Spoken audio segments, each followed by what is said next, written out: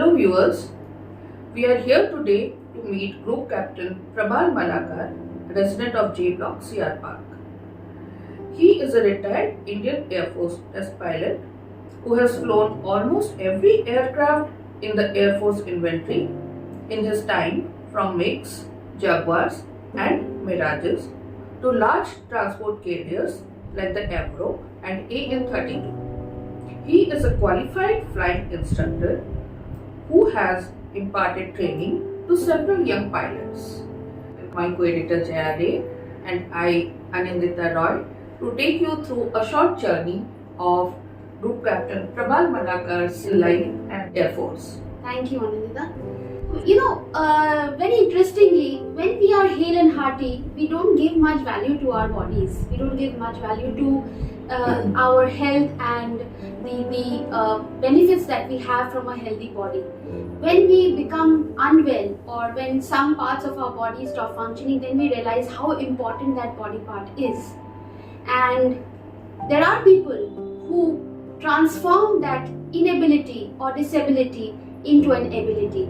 And that's exactly the reason why we are here today to meet Group Captain Prabal Malaker. So, hello Prabal, and Hi Jaya. great to have you on our show. Pleasure to be here. Thank you. Prabal has been a very successful pilot, but unfortunately in a very, very tragic accident, he lost the abilities of his legs. But he never let that hamper his life and his zest for life and to make a difference to the specially able people through his own efforts and his own life. So today we will understand from him what moves him, what motivates him, and how has he been able to achieve this feat and be rewarded by the government of India. So Prabal, we would like to understand that we heard from you that it was a tragic accident that basically took away the ability of your legs. But you could actually transform that into an ability and also help many more people to be able to achieve and to be able to reach out to the public places and be comfortable there. So take us through how did you go about it and how did you achieve that feat? Yeah, just to put things in perspective, firstly, it was an accident but it's not tragic. If I died, it would have been tragic. But wow, that's a zest for life. But I survived. And what happened in the accident, something in my internal system started malfunctioning. And over a period of time, it's not immediately, I was scratchless when I came out of the aircraft. In fact, the crash crew came to save me, they ran off. So then I realized there's something drastically wrong. So the aircraft was fired, then I got out and moved to the ambulance and went back. And over a period of time, I found that my walking ability kept on reducing. It is over a period of time, I'm talking terms years. And it started, as I said, it started manifesting in my degradation in my mobility. And when I went to the doctor, he diagnosed it as osteoarthritis, which is not the case. I actually had a degenerative nerve disorder called multiple sclerosis. Now in those days, I talk about 1996, the internet was in infancy. I was in a place called Udhampur. There was no option but to just go by what the doctor says. And here it's what I would like to bring out. It's very critical that the general practitioner who you go to knows what the symptoms of multiple sclerosis are, and over a period of time it has definitely improved, because early intervention, as in any disease, has its benefits. Anyway, that's all water under the bridge. Finally, in a place called Bhuj where I was, the medical officer saw me dragging my foot after a bout of viral fever, and he took the correct decision. Till that time, of course, everybody thought it was osteoarthritis. He took the correct decision of sending me to a medical specialist and onwards to a neurologist in Mumbai, where they finally gave me a clinical diagnosis of multiple sclerosis. Now, multiple sclerosis, I had no clue what it was all about. In a way, it's good. I say ignorance is bliss. Because what happens nowadays when people know about multiple sclerosis, they study game on the net, and they see the worst case scenario, they'll go in the wheelchair, you lose your faculties, etc., etc., etc., they get into a blue funk. So that's what I was saying, ignorance is bliss. So I carried on, I took it a day at a time, and finally the Air Force, and they posted me out. They posted me to Delhi, where I had to be under the supervision of a neurologist. And then finally they took various MRIs, and they finally diagnosed it as primary progressive multiple sclerosis. I won't talk much about MS because coincidentally I am also the honorary secretary of the Delhi chapter of the Multiple Sclerosis Society of India, a support group which works towards giving succor and support to persons with multiple sclerosis and their caregivers. Very important, you must not forget about the caregivers, but they go into a lot of pressure, and also to increase the awareness of this disease.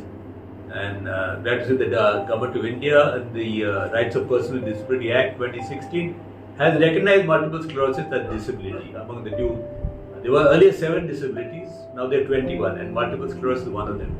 So it gives you various benefits. Anyway, to go forward, how would I cope with it? As I said, I coped with it a day at a time, and I kept on doing whatever I could. And what my training as a test pilot brought, and as a fighter pilot also, because I flight aircraft which has, like the MiG-25 is nearly 3 times the speed of sound. And now, of course, I'm in a wheelchair, 3 times the speed of a snail, but that's all, you know. So all the things, what do I say, that earlier I was airborne, now I'm chairborne. But the first you have to keep your spirit high, keep your willpower strong. I'm in a wheelchair, but I must tell you that I still go for swimming. People have to put me in the, pick me up and put me into the pool. I go to the gym, I do yoga, I travel extensively, not only in India, I go, in fact, we just went to Masai Mara. If you haven't gone, you people are able, and people who are able, if you haven't gone, you have something which you have missed. It's a terrific experience. And so the point is, not to let a disability or an illness put you down. Accept it. Firstly, you must accept it and then move on. So once you accept it, the half of the thing is half the battle won. Precisely. Many people do not want to accept that they go this way. They say, Bhagwan ne mujhe kyun diya? So I said, Bhagwan gives it. He is not giving it to you. You have got it, and there are many other people who have got many other problems. You have got one problem, many other people have many other problems. But you have got to face it and move on. And as I said, in the test pilot, what we do, we take an aircraft, and an experimental aircraft, and gradually expand the envelope of operations. In MS, it's the opposite. You are starting off fully healthy, and you get diagnosed with MS. You have got a full, your envelope of operations is absolutely the maximum you can have, and now it is gradually reducing. Your job is now to somehow reduce the rate of degeneration, which I am trying to do by doing all these things. Hopefully it's working, and the degeneration is slow, but it has been there. I have to accept it. As I said, in spite of that, I still do various things. I go to movie halls, I go and eat out. I'm out every day, except maybe for a Sunday when my dad doesn't come. Otherwise, I'm out. On Sunday, I go out with my wife, and somehow we manage to see movies, see this, etc., etc. Life is worth living. I want to say this: life is worth living. You carry on. Don't get down.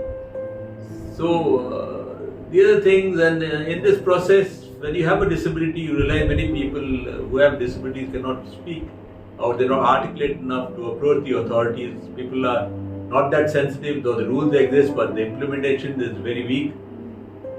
So I have taken it up myself, and the Disability Commissioner, earlier Disability Commissioner in Delhi, I approached him. I said that people in wheelchairs want to go out, enjoy themselves with the movie, to go out and eat, or they get cooped up at home, they are inhibited. They say, what will people say when they go there?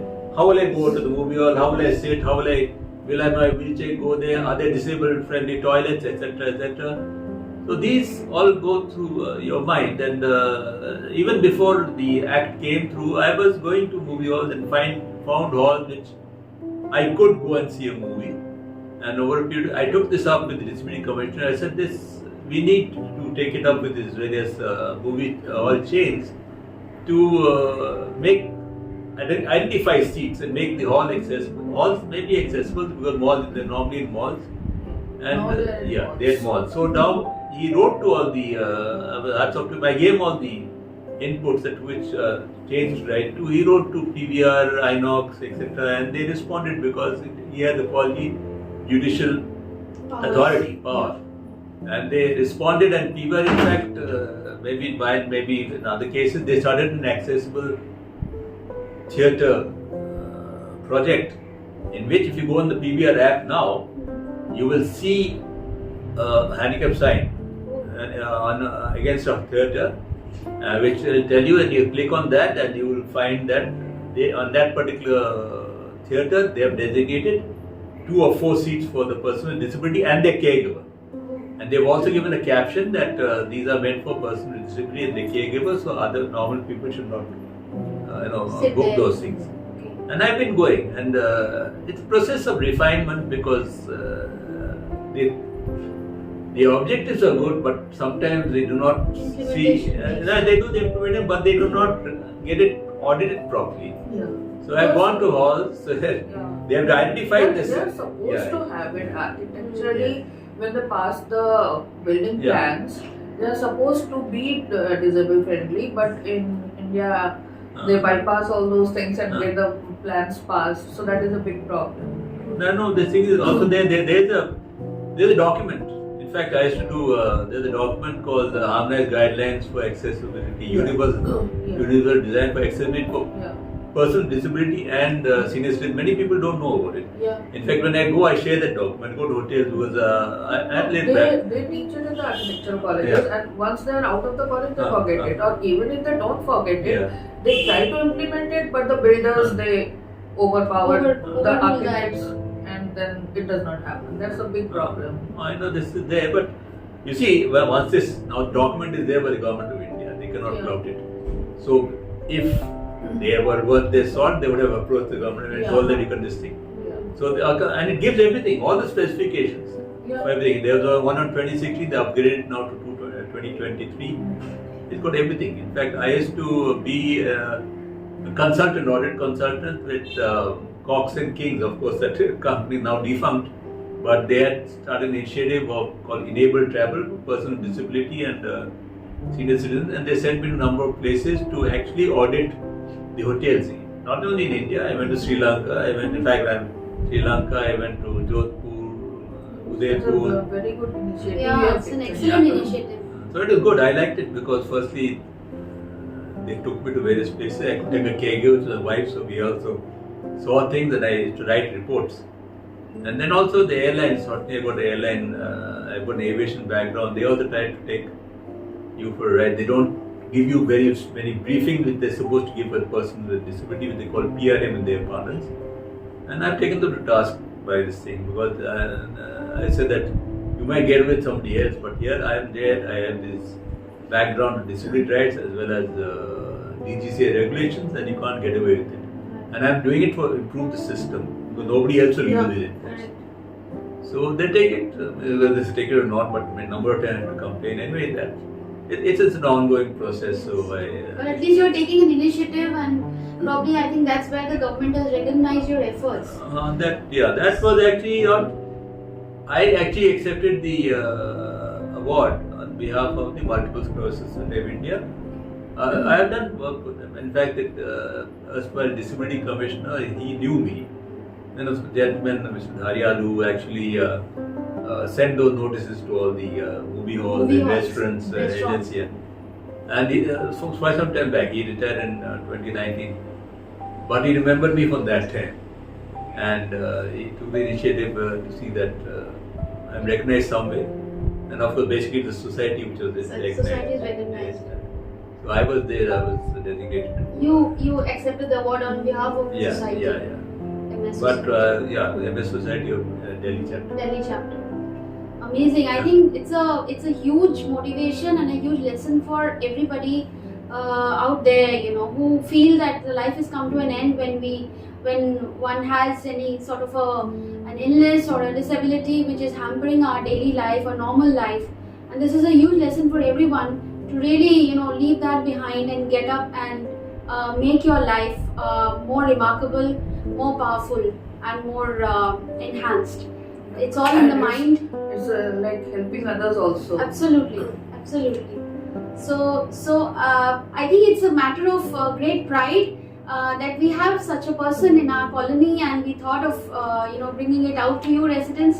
We hope you enjoyed this interview as much as we did while talking to him, and we hope that many people will be able to benefit from this initiative, and the MS Society is out there to help all those who are suffering from this disablement. Please reach out to MS Society. Please reach out to Group Captain Prabal Malaker. We'll enclose his phone number as well as his address. He'll be more than happy to help you all out. So thank you for watching this show. We'll see you in our next one. Thank you. Thank you.